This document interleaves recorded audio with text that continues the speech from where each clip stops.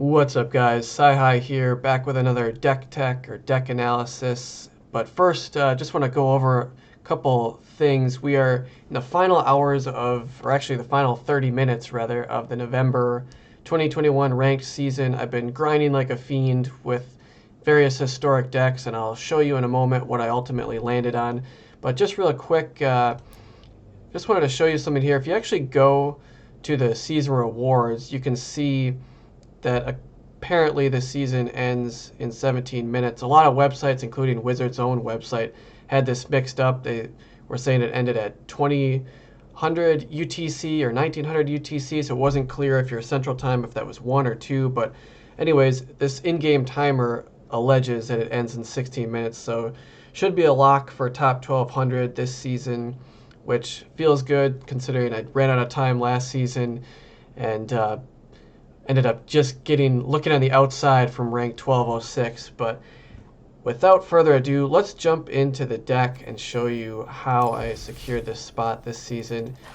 I ultimately landed on Jeskai Prison after a lot of just grinding all day yesterday from 95% to 99% and just the edge of ranked with various red deck wins and just going back and forth, best of one historic, and ultimately just never getting able to crack that final top 1200 area. There's just so many life gain decks floating around. White-green life gain and combo life gain is just all over the place right now. So ultimately landed on this Jeskai Prison list, which is something I've had working around in my head for a while. As many of you know, I'm still super high on the 9 lives Solemnity lock combo. So we're obviously utilizing that here in this Jeskai build, but I've been tweaking this heavily, just random little tweaks here and there. So this is by no means final, but it's been a work in progress for at least the last few hours in trying to grind and get to top 1200. But I'll share everything that I learned up until this point from all this grinding in the last 24 hours, and then we'll talk about card choices. So if we look at the 2-drop spot, like a lot of my prison lists, we've got, of course, 1 Rest in Peace. It's important to have 1 copy. We do have 3 Idyllic Tutors to search it up. And having 1 copy is important. There's so much graveyard stuff running around the format, from red-black Rakdos, like recursion type stuff. We've got various graveyard reanimator decks. We've got other Jeskai decks that use Gear Hulk and other spells in the graveyard, Mythic's Mastery to just recur things and play powerful spells out of the graveyard. So this is just your silver bullet to shut all that bullshit off. 1 copy, we can search it up if necessary and just drop it. Other 2-drop spell, 2 casting costs. We got 4 Lightning Helix. Obviously, incredible card. It's important to have at least a few quick spells under 3 mana cost. And this is perfect because we can remove enemy creatures, we can attack planeswalkers, we can even go after our opponent's life total if there's nothing else to hit and we're trying to close the game quickly. But the life gain, very significant, just to knock out quick creatures and stay alive for the early game so that we can at least stay alive to get to 3 or 4 mana and hopefully drop our Solemnity, which is awesome against all of these white-green +1/+1 counter decks. This is incredible just to drop first, just to shrink and slow down all of their counter production. And then you can soak up, take a little bit of damage, and then ultimately just drop a 9 lives and solidify the lock. Of course, it's still not GG from there on out, but we have other things to back this up. But that's the general game plan, is to be proactive. Even though we're a control deck, we're not as reactive in this deck as we normally would for a lot of just hardcore Jeskai control decks or white-blue control decks. So we're very proactive, even against other control decks. Depending on the situation, we may look to drop this down because we don't know exactly what their builds are. Sometimes they don't actually have a way to deal with this, and conventional damage is occasionally their only way to beat you. So these are powerful in all situations, and again, we've got 3 Idyllic Tutors to help find them as fast as possible and complete the lock. But in addition to these enchantments to search up, in the 4-drop spot, we also have a couple other silver bullet type enchantments in Ixalan's Binding. If something very problematic does happen to hit the board, an enemy planeswalker, etc., we can search up Ixalan's Binding, exile that card out of the game completely, and then our opponent will not be able to cast that card for as long as this remains in play.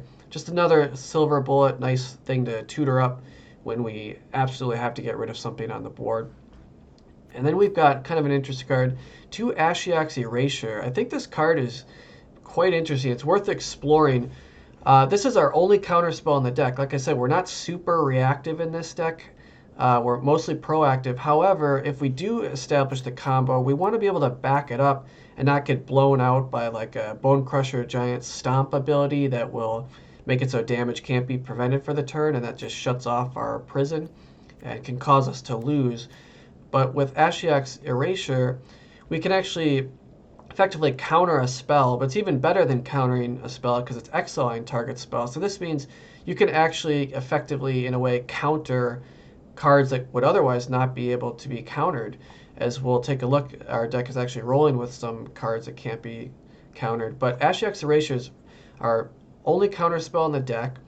It's quite awesome. We can actually search for this with Idyllic Tutor, so if the game stalls out long enough, it's really powerful to be able to tutor up an actual counter spell and just sit on this in your hand and just wait for your opponent to cast something important to try to get rid of your Solemnity, and you just counter that.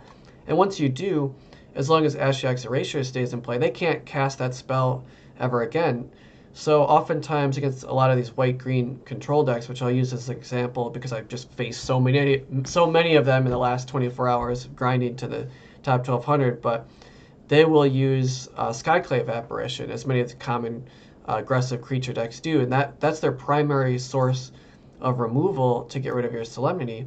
But if you Ashiok's Erasure that, you can take down 1 for 1, and suddenly maybe they still have 3 left in the deck they haven't cast. They're now all blanked. They do nothing, and you're sealed fate. You've completely protected yourself, and you've protected your prison combo for the rest of the game. So really powerful, interesting effect.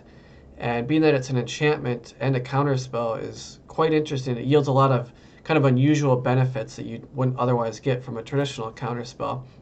And then also in the 4-drop spot, we've got one Wrath of God. This is our 5th total Wrath of God sweeper in the deck, in addition to 4 Doomskars, which I've talked about at length in other videos. But this is just an absolute bomb.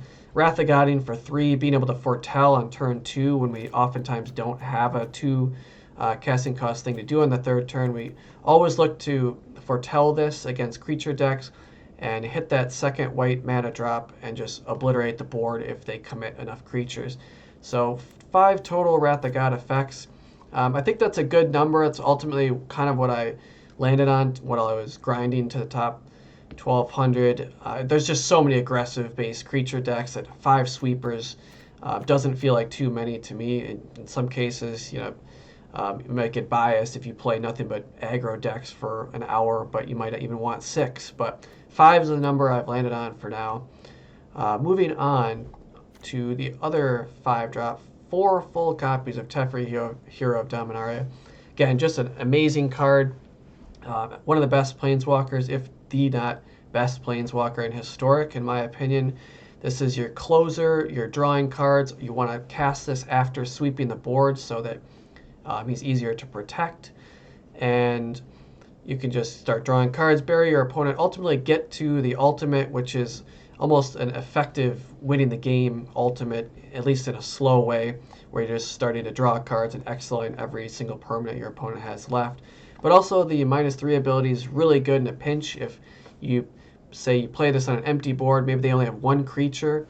If you don't anticipate them being able to finish him off on the 1st turn, using the -3 ability can be crucial for just removing the last threat on the board, turning the corner in the game, and then start drawing your cards and just closing on the game. But just an amazing planeswalker. We're running the full 4 copies here, as most Jeskai or white-blue control decks do. Or some are actually, I guess, a little bit lighter, but we're very proactive in this deck. We're not trying to stall around forever, so we've got the full 4 copies here to land as soon as possible and start drawing more cards on our opponent. Lastly, one of the cards I'm most excited about. This is a card I've been bullish on for a while, but I absolutely love Chandra, Awaken Inferno as a Planeswalker. This spell can't be countered. That's my number one reason why I love this card. I am so sick of control mirror matches, and I'm surprised more people aren't running this in Jeskai builds, because I like to be proactive, especially in a grinding situation. Stalling out for an hour-long ladder game when there's an hour left in the season, you're trying to get ranked, can just be doomsday. And one of the reasons why I've kind of shied away from control for so long now is just because I hate the mirror match. But to me, this seems to break the mirror. Even in other just toxic, cancerous, gross control decks with lots of counter spells where you feel like nobody can do anything, everyone's just saying draw, go, and sitting there building up forces like the Cold War, waiting for someone to commit a Planeswalker so they can counter and then land their own Teferi. This just cuts all that bullshit off. Now you can proactively, without fear, cast a Planeswalker, assuming it doesn't get countered, which it can't unless they have some sort of exceptional ability, like they're exiling a spell with Ashiok's Erasure, which nobody runs. Anyways, like I said, nobody's running this card except for me, at least on most of the builds we see on the ladder. They're not going to be able to counter this spell 99% of the time, unless they can return it to your hand or have one of these types of effects. But if they don't, even when you resolve it once and you activate the emblem, you give another control player an emblem where they're suddenly taking a damage every turn. Even if they do manage to kill Chandra, they still are stuck with that emblem for the rest of the game. There is no way they can remove that. And now you just initiated a clock on the game. And it doesn't matter how many counter spells they want to hold, sit around making tokens, whatever. When they're locked out from conventional damage, if they're not running the prison combo as well, you can just absolutely kill them with this. This just wrecks other control decks. But even more importantly, against non-control decks, it's an absolute MVP as well. It's kind of a pseudo ninth Wrath of God effect in that the -3 ability, we can most of the time destroy every creature in play. And I mentioned those white-green counter decks with a lot of gain life and +1/+1 counters are so popular right now. But if you land an early Solemnity, none of their creatures are going to grow. And this -3 ability, deal 3 damage to each non-elemental creature, that's effectively a Wrath of God on their whole board. And you can just keep resetting the board, clearing everything out. And that's important in this deck to keep clearing things out because, as we've seen in other prison gameplay videos on my channel from previous days, it's not always 100% victory when you lock up the prison combo. Sometimes your opponent will have Stomp, and suddenly you can't prevent damage that turn, and all these creatures coming through now matter, and they kill you.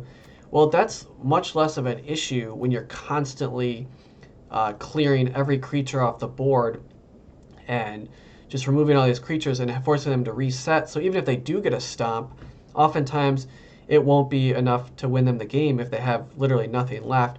And you could just close out victory with Teferi and Chandra, best friends for life. Just ride these two to victory, and your opponent's going to die relatively quickly. The clock heats up fast. It gets intense once you get multiple emblem counters.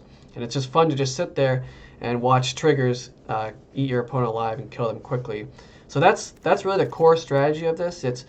We're looking to absolutely wreck and shit on aggro decks with our prison combo, but then we're also aware of other control decks that are a pain in the ass to play and where 9 Lives and Solemnity are just not as useful. We need something against those decks, and I believe Chandra is the key to winning those games. We can cast this usually without fear of it being countered, get emblems on our opponent, and just proactively find a path to victory that way and end the game as quickly as possible. So that's really what you got going on here. I think Jeskai is a great shell. I think you get to run some of the best cards in the format. These two Planeswalkers are just pure bombs. You've got all the sweepers, a little bit of counter magic. Again, the prison lock, redundancy and finding the prison lock as fast as possible, and kind of the tutoring toolbox effect of being able to search spot removal, as well as counter spells, which is very interesting. We've got a hedge against graveyard decks, and then just the all-star getting to run Jeskai, we get 4 Lightning Helix, which is just misery. Again, another card that just absolutely shits on aggro decks. It is so annoying to just lose your creature and have your opponent gain 3 life, and suddenly victory feels so impossible for a control deck or a fast aggro deck. But that's the core thing going on here. We'll talk about the lands real quick. We've got 28 lands, so we do want to hit our drops. It's very important, and we are 3 colors. So we do need occasionally to get 2 blue and a 2 red. I had experimented with kind of the mana rocks, the snow variant, where you get to choose the color, but oftentimes running a mana rock, it's just something for your opponent to kill. Another control deck will kill it with Prismari Command or whatever it's called, or they'll use Portable Hole and they'll kill it. So it's just, I don't even want to commit anything that they can kill that easily. So we're just going to try to hit our land drops. That's why we've got a lot of them, 28. And we're not going to worry about trying to ramp up too quickly. It's not like we have an Ugin or anything that big. 6 mana is kind of our cap of a spell to cast. But we still want to get a lot of mana because we've got a ton of utility lands, which we'll look at which ones I'm running, and then we can wrap the video up. But obviously, we've got 4 Raugrin Triomes, just amazing. Jeskai card, being that they're Island Mountain, it counts as an Island Mountain Plains, is absolutely relevant because that means our Castle Vantresses, 2 of them, and our Castle Ardenvales can come into play untapped, which is incredible. And of course, the cycling can be relevant as well for late game kind of stalemate situations. But we don't have any of the creature lands. I believe that Castle Ardenvale in this deck is just better than the Hall of the Storm Giants because you get to spend your mana at your opponent's end step rather than trying to commit 6-7 mana and try to attack on your turn and maybe get blown out, or maybe they have a Castle Ardenvale and they just chump block with a 1/1 creature. But getting able to constantly create little 1/1 dudes at our opponent's end step is very powerful and pesky. It's very annoying. Once we start doing that, that's another route for victory. They can chump block, but it's just an endless stream of 1/1 creatures that we can pressure their planeswalkers with. Obviously, a lot of other decks run Narset. We aren't running it here. Great card for sure, just haven't found room for it in this particular build. But Narset, of course, will shut off your drawing ability from Teferi. So getting these endless tokens is just great. It just is a more proactive way to keep getting threats on the board and challenge our opponent to find a way to win, which is going to be difficult when we effectively lock them out of the game with the prison. But that is the general gist of the deck, guys. Like I said, I think the season may have just ended, if that is actually accurate. Looks like it did. And so we locked in top 1,000. Let me know what you think of Jeskai Prison. It's certainly a work in progress. I'll continue playing with the numbers, but if you don't mind, as always, gotta plea the plight of the YouTuber to please like and subscribe for more strategy content. We'll have in-depth deck analysis, more Mythic gameplay, and just constantly be innovating and building new decks, sharing what we find, and just having fun out there. So guys, appreciate any likes and subscribes you can give. The channel will grow that much faster. We can get upgrades and stuff. But anyways, enough begging and whining. Nobody wants to hear that shit. So let me know what you guys think of the build. Again, I think it's odd that not more people are running Chandra. It's been a really powerful card for a while now, and it seems like a lot of people are still sleeping on it, in my opinion. But maybe I'm wrong. Let me know what you guys think. And as always, good luck on the ladder. Peace.